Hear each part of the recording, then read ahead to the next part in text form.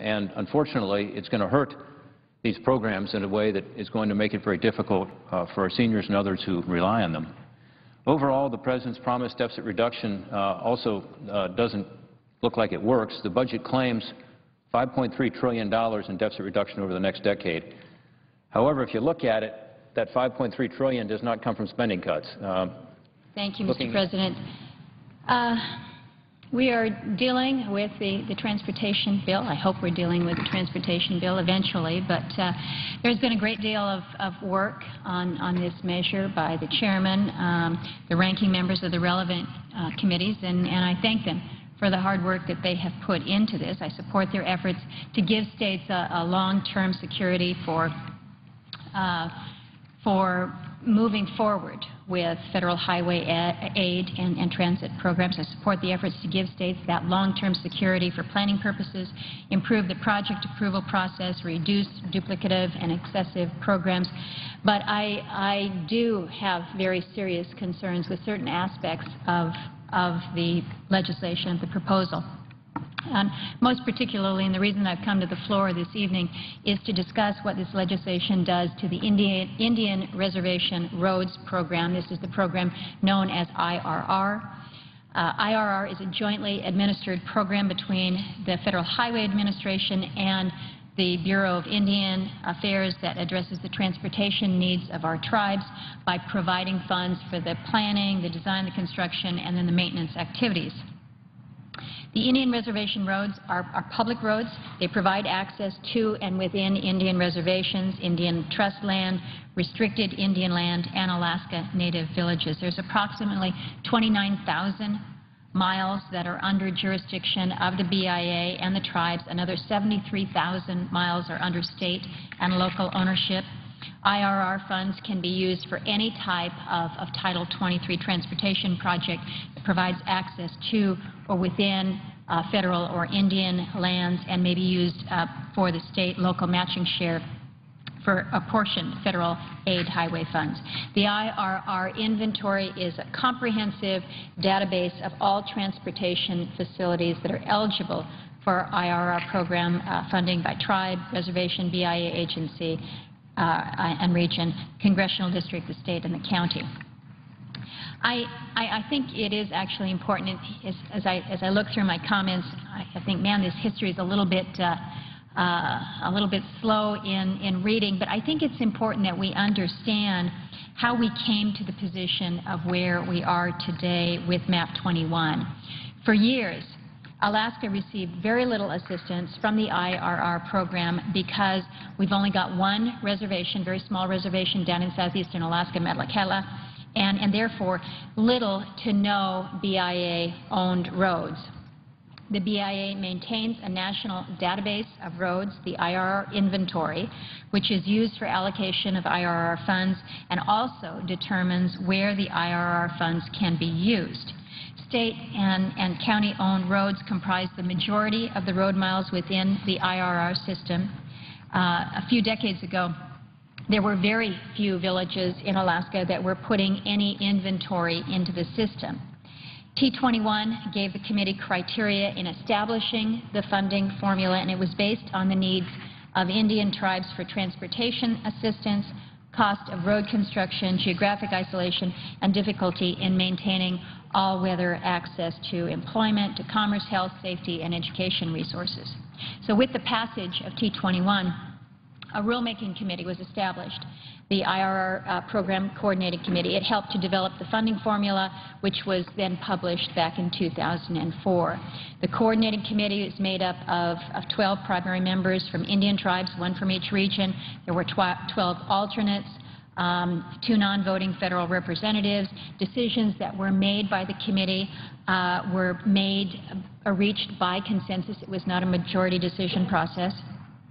The funding formula, which is known as the Relative Need Distribution Formula, adopted in the IRR program final rule, reflected Congress's intent that the funding distribution method balance the interests of all tribes and enable all tribes to participate in the IRR program. Now, I should note that 40% of all federally recognized tribes in the nation reside in the state of Alaska, 40%. I think that's something that many of my colleagues are not aware. That balancing of interests called for avoiding substantial allocations from the larger tribes while still addressing the central problem that historically left the smaller tribes out of the program. The prior formula distributed funds based on an inventory limited to roads built and owned by the BIA. But the new formula then broadened tribal participation by allowing the inclusion of state, county, and municipally owned IRR-eligible facilities into the inventory so that the actual IRR transportation needs could be counted for funding purposes. Back in 2003, Loretta Bullard, who is with a regional nonprofit representing Bering Straits region of Northwest Alaska in Kowarek, testified before the Senate Indian Affairs saying that the BIA had never surveyed any villages to identify the roads that were eligible for support. So there just wasn't a complete inventory at that time because there had never been a survey up in Alaska. That was back in 2003. So as a result of the 2004 rulemaking, which took 5 years, by the way, Alaska then increased its inventory. We went out and we actually did those surveys. Alaska benefited from a competitive grant program that was established under the rulemaking for smaller tribes called the High Priority Project Program. And this legislation that we're dealing with now really seeks to undo. It takes apart all the gains that Alaska made through T21, through the 2004 rulemaking, through Safety Lou. It's all unraveled with this legislation. Alaska is unfairly harmed by MAP 21 more than any other region in the country. Alaska loses $16 million a year under MAP 21, and tribes throughout the state will be effectively shut out of the program. This is not acceptable, Mr. President. The current negotiated regulation, which was developed, again, by consensus from tribes throughout the entire country, is focused on need. The new formula, which we see reflected in this legislation, was written behind closed doors by a handful of people with no government-to-government tribal consultation. Its focus is on the population and the urban areas.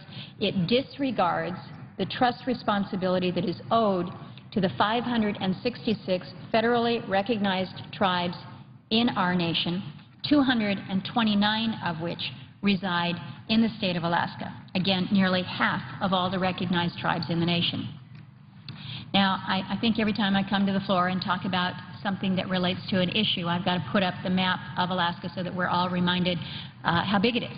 Well, I'm once again going to put up the map of the state of Alaska superimposed over the rest of the lower 48. And this is not maps that we just sketch out because we like the size. This is the proportional size when you put Alaska on superimposed over the rest of the lower 48.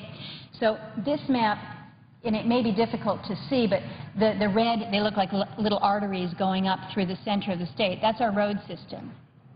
So all of these areas in white where you don't see anything, there are no roads there. So our roads are pretty much limited. This is the Hall Road up north, no real public traffic, but our road system is kind of this triangle down here with a few scattered in there.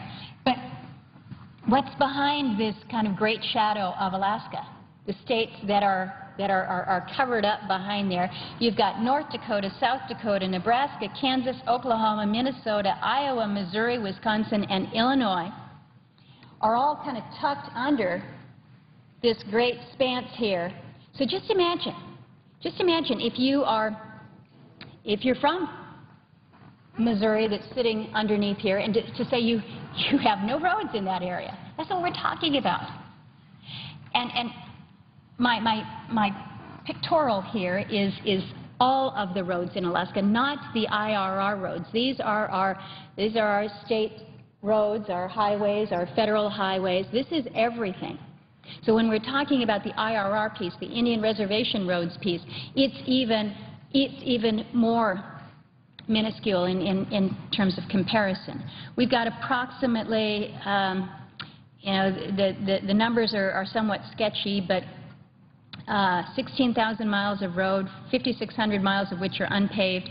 But keep in mind, we've got 570,000 square miles of land to cover. So we don't have a lot of roads that we're talking about here. I'd like to highlight some of the things that we have been able to do in the state of Alaska as a result of the IRR program. The Indian Reservation Roads Program funds the construction and the maintenance of roads and bridges within Alaska Native villages. In many cases, these are not roads that you and I would think of as a typical road. These are, Mr. President, I'm going to ask for an additional 5 minutes from my colleague, if that's acceptable. Without objection. Thank you, Mr. President. Most of our roads, when we're talking about the IRR roads, are not necessarily roads that are going to carry a vehicle. These are roads that will carry a four-wheeler, a snow machine, the walkers. These are the way that Alaska's Native people access our subsistence resources, haul their subsistence food home. These are the roads that form the link to the village airport, which is the only way out during the wintertime. If there's no roads, you've got to be flying to all of these locations. This is a picture of, you can't really see it in the background here, but this is the village of Quigillingok, which lies on the western shore of Kuskokwim Bay. It's 388 miles west of Anchorage. This village, the primary mode of transportation is by ATV, four-wheeler, foot, snow machine in the wintertime. But you look, it's all nice green, looks beautiful, but it's tundra, it's bog. You get down there in your rubber boots and you're going to go up to your knees. You can't walk through this. You wouldn't want to put a vehicle on it because it would do damage. So what you see here is a real technological breakthrough in how to build rural roads in places where dirt and gravel either just don't exist out there or just don't work. This was built using IRR funds from the native village of Quig, funding from the state of Alaska, funding from the Denali Commission. This is construction of a geo-grid track, and it looks like grading. It's plastic. It's like a plastic grating that overlays on that tundra that allows you to access it. IRR funding and Denali Commission funding were leveraged with other funding sources. It provided jobs in the country, within the community, excuse me. The next picture that we've got is a boardwalk, a board road that was built in Nunamikwa, which is on the South Fork of the Yukon River, about 500 miles from northwest of Anchorage. And again, this project was made possible by the Denali Commission, the state of Alaska, Nunamikwa's tribal shares from the IRR program. But these are it's just a boardwalk. But you look at this picture and you can see it's kind of rippled and wavy. Well, that's what happens when you put boards on top of a very wet tundra, and it's marshy, but at least you can walk on it. At least you can access it by your four-wheeler without doing damage either to the area, but it connects your schools, your clinics. This particular project created 7 jobs within the community and a safe road system for the community to access public facilities. This is probably a better description. This is from one of my visits down on the YK Delta, and you can see this is their road system. It connects you to the homes, to the community buildings. This is your means of transportation here. You go out on the tundra there, and again, you sink. I took Secretary Page, Secretary of Education, out there to one of our smaller villages, Tuntatuliak, and we got out and we got to the boardwalk, and he said, "When does it dry out here?" And I said, "Sir, this is as dry as it gets." And he says, "Well, where do the children play?" And I said, "Well, this is it. The boardwalk is not only your transportation route, it's where you have access in the summertime. That's why we like it in the wintertime, because it's frozen and we can utilize it." We've also got some challenging conditions in other parts of our state. In southeastern Alaska, we don't have to worry about the tundra, but we do have some challenging conditions. The Craig Tribal Association down in Craig has been working on the reconstruction of the Port St. Nicholas Road for the past 4 years. The road has several bridges that are being replaced concurrent with the road construction. Again, the Denali Commission has been a committed, critical partner in words of the tribe. In this picture, you can see this is Dog Salmon Creek here. Prior to the construction, this was a dilapidated, rotting wooden bridge. And then in the next picture, you can see what $1.7 million from Denali Commission, from IRR, and a modest investment really comes together. You've got a paved road, a solid bridge that's going to last for decades. But these projects couldn't be built under the reduced funding levels for small tribes that we've got proposed in MAP 21. Tribal transportation funding in the bill is directed towards these populated areas and roads that are more established to receive greater amounts of funding. So, again, when you take into account an area like Alaska, where you have many miles but few people, and a formula that is designed to work against you, how do you ever make headway?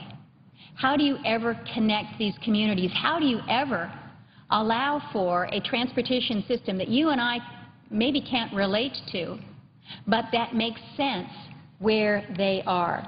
So, Mr. President, I have introduced an amendment that I would hope we'd have an opportunity to bring up. It restores current law and current regulations with respect to the funding formula that was developed, again, after years of negotiation in a very open, a very transparent process. Just yesterday at the Intertribal Transportation Association meeting in Minnesota, we had tribes from the Rocky Mountain region, the Great Plains region, the Midwest region, and the Navajo Nation all agree that MAP 21 sets a dangerous precedent to allow Congress to overturn the tribal rulemaking, as it's a threat to tribal sovereignty. And we're hearing more and more concerns every day about the opposition coming from those who feel that they have been circumvented by Congress in this act. In the past couple of days, I've received letters from tribes from California. I've certainly received them from Alaska.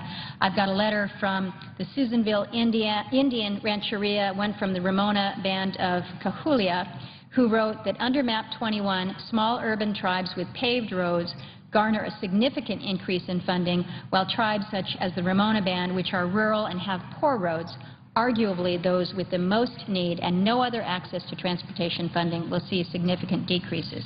So what I'm trying to do is restore some parity. I would ask that these letters from not only the Alaskan tribes but from the Californian tribes that I've just mentioned be submitted as part of the record. Without Mr. President, I have other concerns with this transportation bill. I've mentioned the Denali Commission. I've joined together with my colleague Senator Begich to file an amendment to this bill that would restore Denali Commission's transportation program, an incredibly important program to our state. I've also raised concerns about a provision within the banking section that relates to our Alaska Railroad. These are concerns that, while they might not register fully with all of our colleagues here in the Senate, to Alaska, they're critical. Our transportation needs are different. Some might say they're unique, but we have risen to the challenge with limited funding and smart people trying to do good things to connect us in ways that make sense. So whether it is the work of the Denali Commission, what we're able to do with IRR funding, or what we need to be able to continue to do with our Alaska Railroad, we would ask for support and consideration from this body as we try to move forward with this legislation. With that, Mr. President, I thank my colleague from Oregon for giving me some additional time here this afternoon, and I would ask that my full comments be submitted for the record. Without objection. And I yield the floor.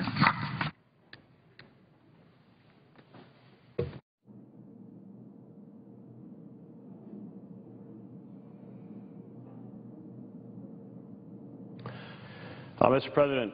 Senator from Oregon. Thank you, Mr. President. I, too, wish to address transportation infrastructure. I enjoyed my colleague's presentation from Alaska. Her state certainly has some unique challenges in terms of creating a way for goods and people to move around the state effectively. And I look forward to hearing the details of her amendment when we get to the transportation bill. Meanwhile, we're sitting here in this chamber, both of us, unable to present our amendments before this body because we're not yet on the transportation bill. And why would that be?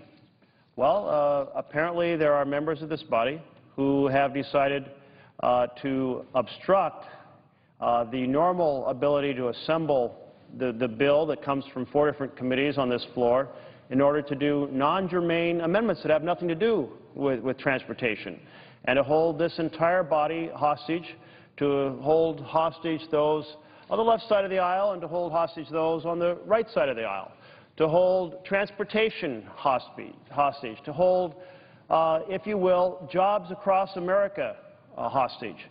And this hostage-taking is just not right.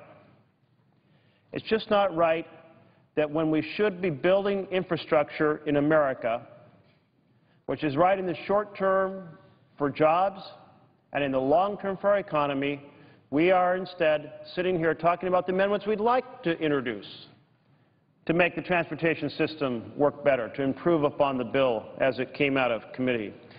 Now, just to refresh the memories of my colleagues, this transportation bill has gone through 4 committees successfully. It's gone through Commerce. It's gone through Finance. It's gone through Banking. It's gone through Environment and Public Works. In the course of that, in 2 of these committees, the bill was unanimous. And in the other 2 committees, it wasn't unanimous, but it was bipartisan. So we have had this bill come to the floor with support of 85 senators in 4 committees. And yet we can't get the conversation on the floor started. This is enormously frustrating to everyone across America. I found it interesting to see this letter from 2 days ago, and I thought I'd just read it to you. It has a list of about 20 organizations that are appealing for common sense deliberation of transportation infrastructure. It says it says 2 members of the United States Senate, dated February 13, 2012.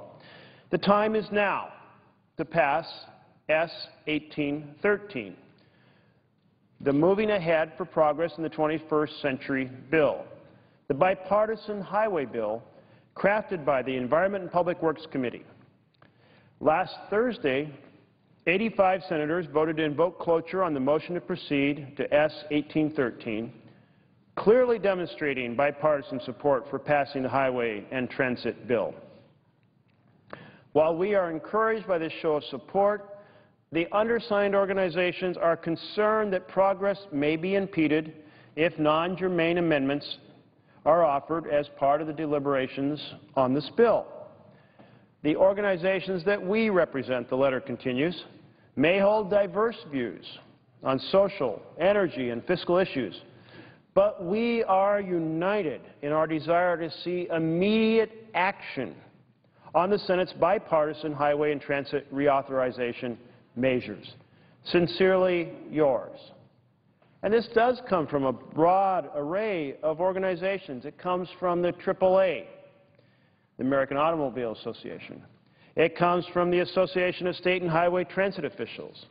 It comes from the Bus Association. It comes from the Concrete Pavement Association. It comes from the Highway Users Alliance.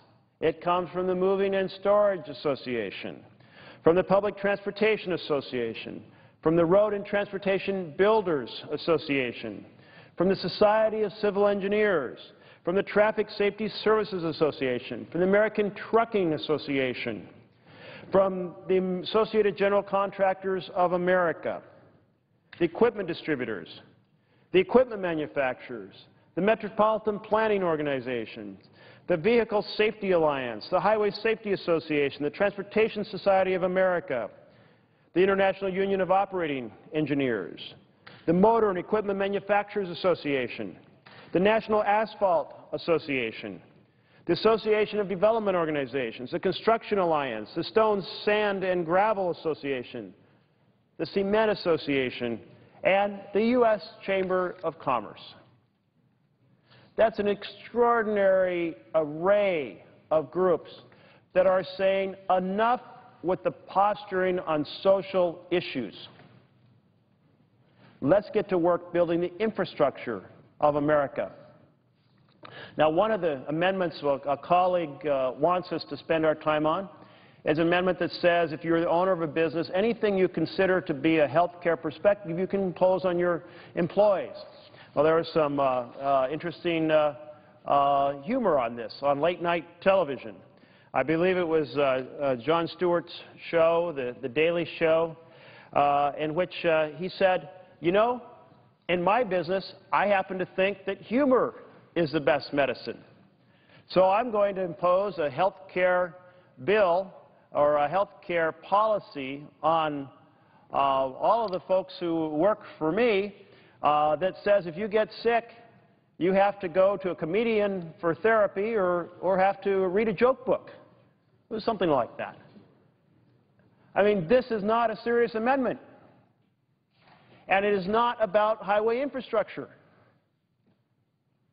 You know, while we sit here doing nothing in this chamber, China is spending 10% of its gross domestic product on infrastructure.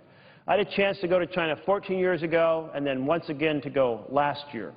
And in the intervening time span, they went from a couple ring roads and virtually no connector roads between major cities to an enormous highway system, enormous expansion of the infrastructure in major cities, light rail systems, high-speed trains. It was enormously strange to get on a train in Beijing and go at 200 miles per hour to Tianjin. I can't get on a train here in D.C. and go 200 miles per hour anywhere. There are vast infrastructure projects across that nation in cities that we've never even heard of because they're spending 10% of their gross domestic product building the infrastructure that will be the foundation of a future thriving economy. Now, Europe is spending 5%, half of what China is spending, but still substantial. What are we spending here in America? And when I ask this question in town halls, normally folks say 1%, or maybe they venture 5%. But depending on how you count it, the answer is 2%. So a fraction of what Europe's spending, a fifth of what China is spending. And thus we're barely able to repair the infrastructure we have, let alone build the infrastructure for the economy of tomorrow. So now, here we are, spending our time awaiting the opportunity to have the highway bill, the highway and transit bill here on the floor of the Senate so that we can direct resources to build that infrastructure. But instead of debating, we wait. So I say to my colleagues across the aisle who somehow have lost sight of the fact that infrastructure is essential for building America, who have lost sight of the fact that the construction industry is flat on its back and ready to go to work, who have lost sight of the fact that right now, with low interest rates and an unemployed construction business, this is the best time to be investing in infrastructure, the most cost-effective time to be investing in infrastructure. So I say to my colleagues who have lost sight of the fact that there is a responsibility to spend the dollar wisely, and in construction and infrastructure, now is the time when you get the biggest bang for the buck. Now is the time when it is wise. Well, this is not just about the infrastructure that makes our economy work better. It's about creating jobs. Now, maybe some folks in this chamber, they say, well, we want to play politics with jobs. We don't want people to go back to work. We want America to be broken so we can promote our presidential candidate over someone else's presidential candidate. And I just say that's irresponsible. It's absolutely irresponsible to be playing these political games with the livelihood of working Americans. The bill that came out of the House, or the bill that was proposed in the House, was a 35% reduction in highway spending, infrastructure spending. Now, what would that mean for my state back home? Well, it would mean that projects all over the state addressing critical choke points in transit and transportation will not get addressed. Now, I have a 36-county tour. Every year I go and listen to folks in every one of my 36 counties, and I talked and I have a special meeting with the county and city officials beforehand, and inevitably they say, here are our infrastructure challenges. Please go back and fight to do something so that we have the resources to tackle these challenges and make our economy stronger. So I'm here on the floor awaiting the embargo imposed by my colleagues who aren't so concerned about infrastructure, who apparently haven't talked to their city and county officials who are desperate to take on the choke points in their local economy. And so I say to them, stand aside. And if you can't get on board with making America work, stand aside so the rest of us can put America to work. In Oregon, this is also 7,000 living wage jobs, the difference between the vision that the House had on the other side of this building and the vision the Senate had. And the Senate vision isn't, quite frankly, that ambitious. The Senate vision simply says that we're going to maintain the fiscal 2011 support for the transportation process, for the transportation infrastructure. It's not building beyond that. It should be, but it's not. So it's a modest vision. But compared to the vision on the other side of the Capitol and the other side of the aisle, which says, let's not only not spend 2%, let's cut the entire budget by a third. Let's put 7,000 people out of work in Oregon who are not only building the foundation for the families, they're building the foundation for the future economy. I know that in every state there's similar proportions of workers who want to be at work, getting up with a mission in their life to go out and do something useful for their society, to build something useful, and to have a paycheck that puts a foundation under their family. Mr. President, the time has long passed for us to be fully debating this bill. I urge my colleagues to come and do the work that the American citizens expect of us all. Thank you, Mr. President.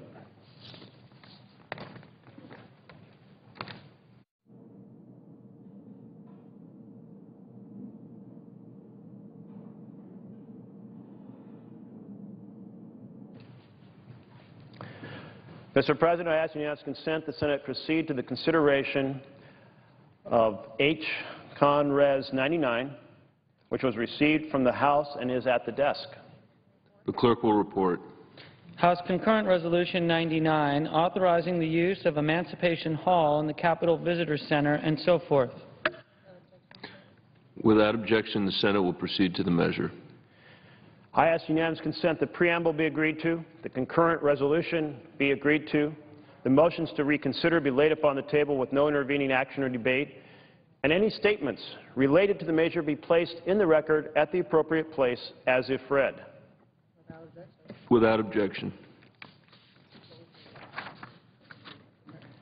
Mr. President, I ask unanimous consent the Senate proceed to the consideration of S-Res 378, which was submitted earlier today. The clerk will report.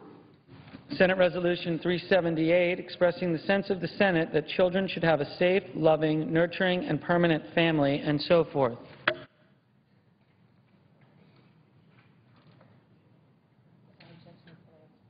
Without objection, the Senate will proceed to the measure. Mr. President, I further ask that the resolution be agreed to, the preamble be agreed to, the motions to reconsider be laid upon the table with no intervening action or debate, and that any statements relating to the measure be printed at the appropriate place in the record. Without objection.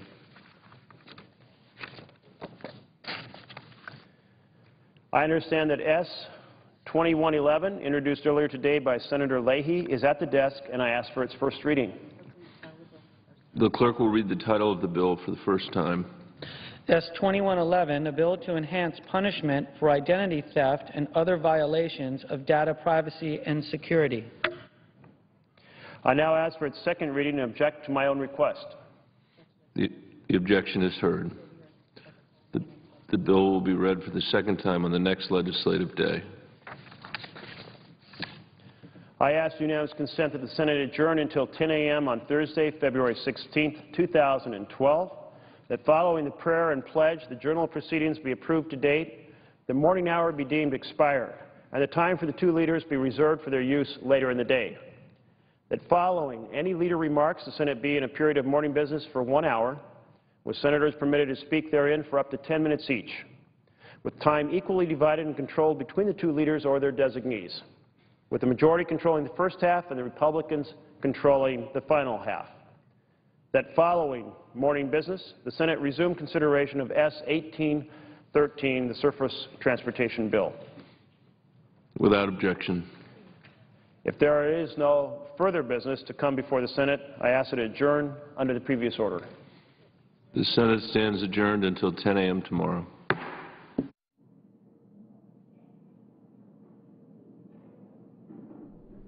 Wrapping up work for the day in the U.S. Senate today, lawmakers debated transportation projects and programs. They also approved a judicial nomination for the 11th Circuit Court of Appeals.